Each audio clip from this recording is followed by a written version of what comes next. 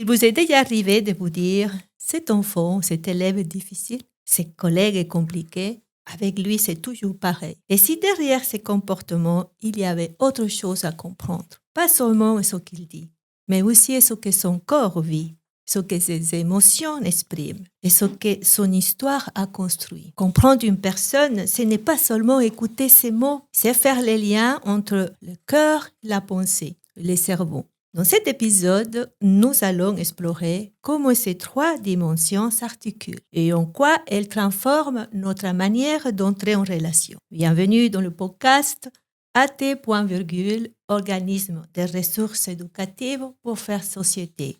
Là où le corps, le cœur et le cerveau se rencontrent pour mieux comprendre. Corps, cœur et cerveau, les trois mousquetaires au service de la relation. Et avant d'entrer dans le cœur de notre sujet, ces liens subtils entre le corps, le cœur et le cerveau, nous allons nous présenter.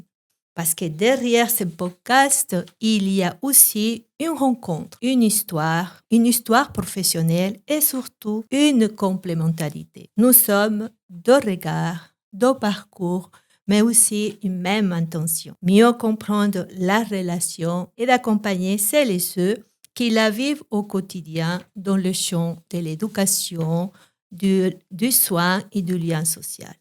Alors, qui sommes-nous? J'ai à mon côté Evelyne Papeau. Evelyne Papeau.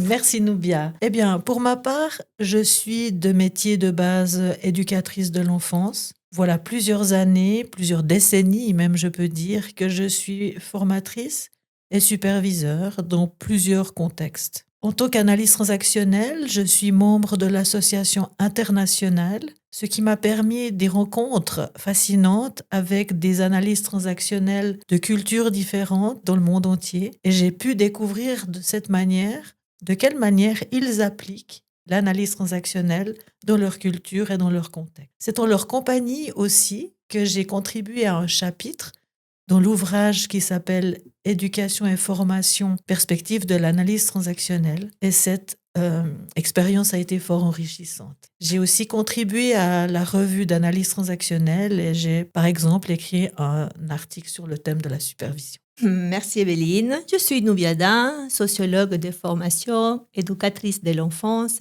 analyste transactionnelle depuis 2010, formatrice d'adultes et superviseur, membre de l'association romande des superviseurs, où je fais partie de la commission de promotion de la supervision, où nous avons écrit quelques situations pour promouvoir la supervision. J'ai le plaisir de partager ces moments avec toi, Evelyne, au regard de ton expérience et de ta connaissance en l'analyse transactionnelle. Comme vous l'entendez, nous partageons tous les deux une passion commune pour l'analyse transactionnelle.